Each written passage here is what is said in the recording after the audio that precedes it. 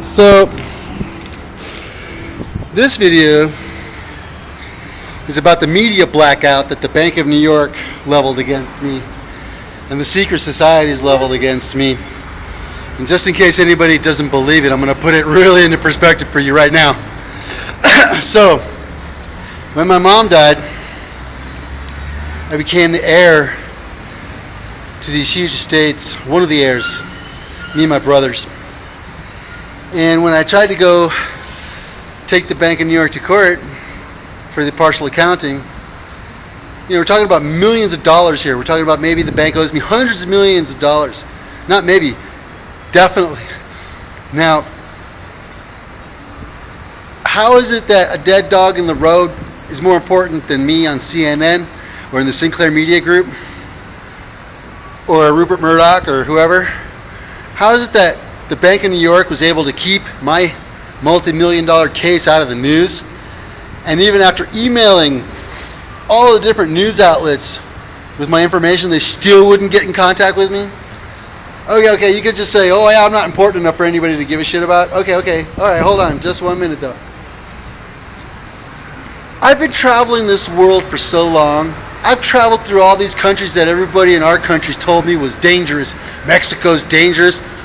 Mexico, Oaxaca don't look so dangerous to me. Well, maybe because I speak Spanish. Bogota, Colombia, dangerous. Not for me. I speak Spanish. Guayaquil, Ecuador, anywhere in the Spanish-speaking world, not dangerous for me. I've been traveling my whole life, and I've never once had a serious incident happen to me. I've never once had anybody try to hurt me or do any weird shit to me in all of my travels, really. Okay? But when I finally come back to my own country and I buy a house in Eugene, Oregon, all of a sudden I'm renting out rooms and I'm renting out the back space in my garden. I had a half acre. And so this guy calls me up on my ad and says he wants to come rent out some tent space with him and his girlfriend. And so he and his girlfriend come and they offer me $500 a month to camp in my backyard. And when they started, I accepted. I said, okay, $500, cool. And when he went out to start setting up his tent, I turned to my other roommate and I said, I think this guy's probably like a convicted, he's probably a rapist on the run from the law, And my roommate said, oh, you can't say that about people. You can't do that. You can't say that about him. Well, as it turns out, like a day later, 2 days later, it was 2 days later, his girlfriend comes running in and tells us that she is a victim and she's being held hostage against her will with the guy, and she's suffering from Stockholm syndrome, and that the guy is a fucking rapist running from the law.